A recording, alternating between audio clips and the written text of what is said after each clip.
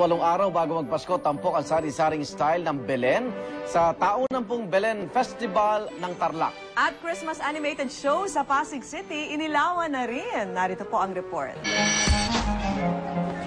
Sa kabila ng matinding lamig, nakisaya pa rin ang libo-libong tao sa taunang Santa Claus Parade sa Toronto, Canada. Sari-saring cartoon at storybook characters ang lumahok sa parada, kasama ang iba't ibang banda. At sa kaduluduluhan ng parada, nasilayan din nila ang kanilang pinakahihintay na si Santa Claus.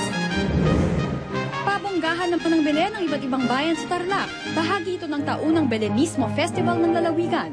Bawat Belen, gawa sa mga material na tubong Pinoy, tulad ng kogon, kawayan, mais, tubo at iba pa. At kanya-kanya rin ang tema ang mga Belen. Merong mala fantasy world ng dating, meron namang seryosong tulad ng tungkol sa pagbangon sa mga bagyo.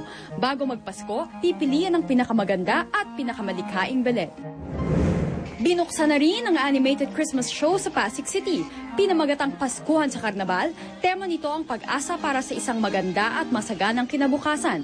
Kumpara sa mga nakaraang taon, espesyal daw ang Christmas display ng Pasig City ngayon. Tanda raw kasi ito ng pag-ahon ng lungsod sa trahedyang dulot ng mga nakaraang bagyo. Para sa saksi, Rosetti Rivera, nag-uulat.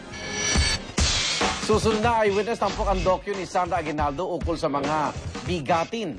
At yan ang mga pangyayaring tinutukan ninyo nag-iisang Liga ng Katotohanan.